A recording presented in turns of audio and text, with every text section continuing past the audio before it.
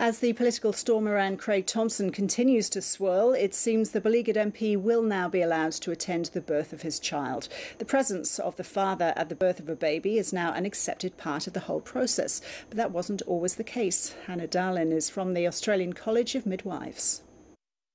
Yes, ever since the 1970s, fathers have started to come into the birth room, and now at the majority of births there would be a father present, and it adds hugely to the experience. Most women really appreciate it, and most fathers also appreciate it.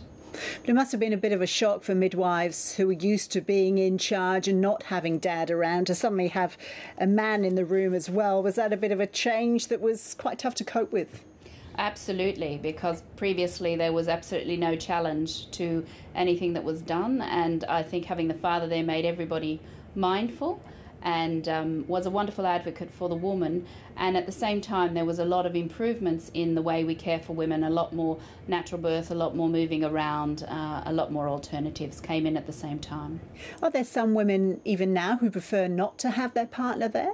There are some women that prefer not to have their partners, and some of the cultural groups in particular prefer not to. Some women realise their partner really doesn't want to be there, and they get in place some good support people for themselves. So yes, but it is certainly more the rare exception than the majority. Do you sometimes have to negotiate around difficult dads not pulling their weight or even fainting on occasions? Yes, midwives certainly have had fathers faint at births. We tend to try and recognise they're about to, so we get them down low, because a 6-foot man collapsing in the corner isn't a good thing. So we try to recognise it and get them to sit down if they look faint.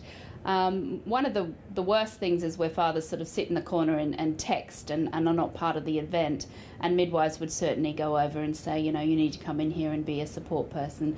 But that's rare too. Most men are very supportive of their partners during labour. Dahlen, thank you. Thank you.